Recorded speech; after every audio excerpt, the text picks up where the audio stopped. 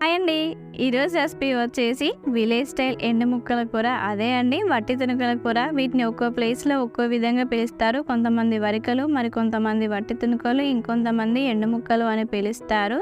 ఎప్పుడు పచ్చి మటనే డిఫరెంట్గా వండుకొని బోరు కొడుతుందా? వాటిని మించిన టేస్ట్తో ఇలా ఎండు ముక్కల కూర చెయ్యండి. టేస్ట్ సూపర్గా ఉంటుంది.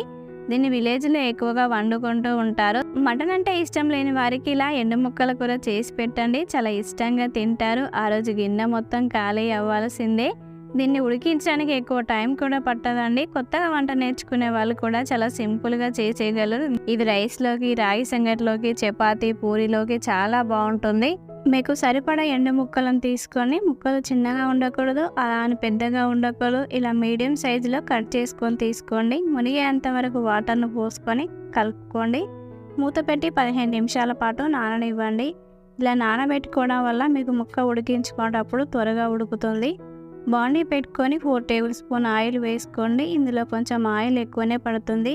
ఆయిల్ ఎక్కువగా ఉంటేనే కర్రీకి అసలైన టేస్ట్ వస్తుంది. ఆయిల్ వేడైన తర్వాత 2 మీడియం సైజు ఉల్లిగడ్డలను తీసుకొని ఇలా చిన్న ముక్కల్లా కట్ చేసుకొని వేసుకోండి. 2 పచ్చిమిర్చిని మధ్యలోకి చీల్చుకొని వేసుకోవాలి. ఉల్లిగడ్డ మగ్గేంత వరకు మూత పెట్టి 5 నిమిషాల పాటు మగ్గించుకోండి. ఉల్లిగడ్డ ఇలా కలర్ మారిన తర్వాత కలుపుకొని ఇప్పుడు ఇందులో టీ స్పూన్ అల్లం వెల్లుల్లి పేస్టు, పావు టీ స్పూన్ పసుపు వేసుకొని అల్లం ఉండలు లేకుండా కలుపుకొని పచ్చివాసన పోయేంత వరకు మంటలు లో ఫ్లేమ్లోనే పెట్టుకొని వేపుకోవాలి. అప్పుడే అల్లం పచ్చివాసన పోతుంది. అల్లం పచ్చివాసన పోయాక మనం నానబెట్టుకున్న ఎండు ముక్కల్ని వేసుకోండి. అంతా కలిసేలా కలుపుకొని 10 నిమిషాల పాటు ఆయిల్నే ఫ్రై చేసుకోండి. ఇలా ఆయిల్లో ఫ్రై చేసుకోవడం వల్ల ముక్కల టేస్ట్ చాలా బాగుంటుంది. 10 నిమిషాల తర్వాత చూడండి, ఇలా చక్కగా ఫ్రై అయిన తర్వాత కలుపుకొని ఇప్పుడు ఇందులో 2 మీడియం సైజ్ టమాటాలని వీలైనంత చిన్న ముక్కల్లా కట్ చేసుకొని వేసుకోండి. రుచికి సరిపడా సాల్ట్ వేసుకోవాలి. ఇలా టమాటాతో పాటు సాల్ట్ వేసుకోవడం వల్ల అడుగంటకుండా టమాటాలు త్వరగా ఉడుకుతాయి. టమాటాలని చిన్న ముక్కల్లా కట్ చేసుకొని వేసుకోవడం వల్ల కర్రీ గ్రేవీలా వస్తుంది. టమాటా మగ్గిన తర్వాత కలుపుకొని ఇప్పుడు ఇందులో కారం వేసుకుందాం. 2 టేబుల్ స్పూన్ కారం కొంచెం ఎక్కువ తినేవాళ్ళు ఇంకో హాఫ్ స్పూన్ వేసుకోండి. కారం మగ్గేంత వరకు కారాన్ని 3 నిమిషాల పాటు లో ఫ్లేమ్లో పెట్టుకొని మగ్గించుకోవాలి. కారం మాడిపోకుండా చూసుకోండి. ఒకవేళ కారం మాడిపోయిందంటే మీకు కూర టేస్ట్ కూడా మారిపోతుంది. కారం మగ్గి ఆయిల్ సపరేట్ అవుతున్న టైంలో 1/2 లీటర్ వరకు వాటర్ను పోసుకోండి. మీకు పులుసులా కావాలనుకుంటే మరికొన్ని వాటర్ పోసుకోండి. నేను గ్రేవీలాగా చేస్తున్నాను కదా, నాకు ఇవి సరిపోతుంది.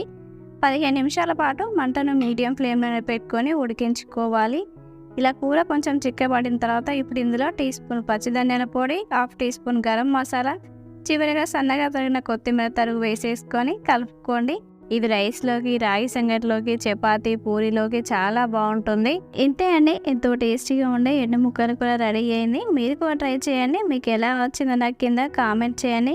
వీటిని ఎలా ఎండబెట్టుకోవాలో తెలియని వారు ఉంటే నాకు కింద కామెంట్ చేయండి. మీకోసం నేను నెక్స్ట్ వీడియోలో వాటిని ఎలా ఎండబెట్టుకోవాలో చూపిస్తాను. నచ్చితే లైక్ చేయండి, కామెంట్ చేయండి. మరికొన్ని వీడియోస్ కోసం మన ఛానల్ని సబ్స్క్రైబ్ చేసుకోండి. Thank you for watching.